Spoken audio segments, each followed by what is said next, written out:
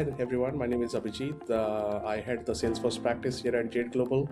I'm based out of Dallas, Texas, been with Jade for 10 plus years, and expert in ARM, implemented solution for a lot of enterprise companies across high tech and life sciences space.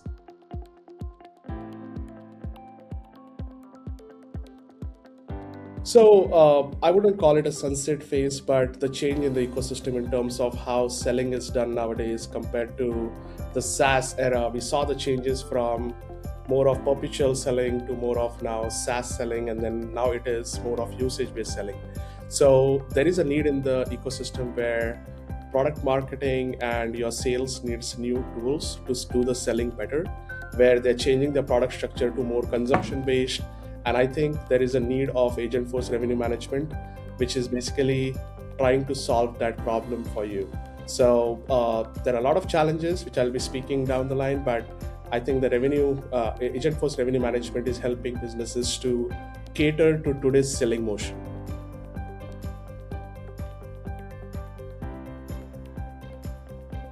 So the biggest challenges I see that the large SKU or the companies with large amount of SKUs who has implemented Salesforce CPQ, and they see the need of shift from, as I said, from perpetual or more from one-time selling motion to SaaS to more usage-based.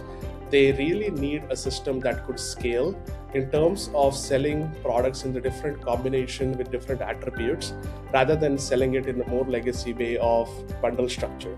So people are looking for flexibility in selling. And I think the biggest challenge that I see is SKU proliferation, which is basically trying to create bundles for duplicate SKUs.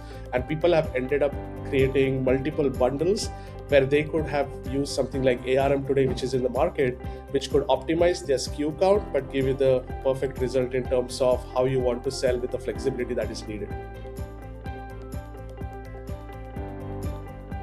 I think the biggest value that ARM can produce is the non-GAAP SaaS metrics, which is basically your ARR, MRR, ACV, TCV, which is basically helping you all to go ahead and see that how an account looks 360 perspective in terms of what is the revenue, what is the annual recurring revenue, what is the annual contract value. ARM actually gives out of the box metrics to actually see how we can measure the success of your sales teams.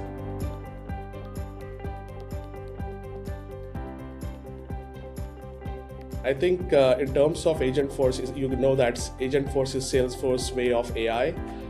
You can actually create agent bots, you can create voice bots to help and assist your sales guys in terms of integrated with your revenue selling. I can give you an example. We recently built one chatbot for a customer on top of ARM, which is allowing a sales guy to actually put in the general questions like the segment the company works in or the industry the company is into, which they're selling into. And actually ARM AI, which is basically Agentforce, on top of ARM, gave the result for telling what product should be sold for that industry versus that company, and give the account plan, which will help sales guys to sell better.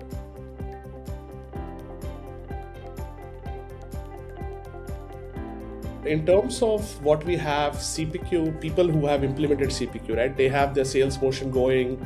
There are new business flows, there is amendment flow, there is a renewal flow. Most of the SaaS companies, so you can see that they depend on the revenue for renewals.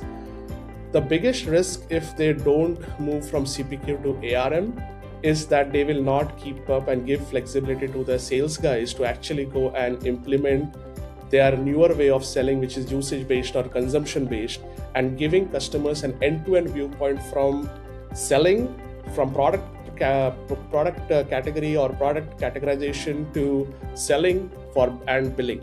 So the whole lead to cash is possible in ARM now. And I think that's why I think people, if they don't look at ARM from the holistic viewpoint, they will miss on that if they not make a move immediately.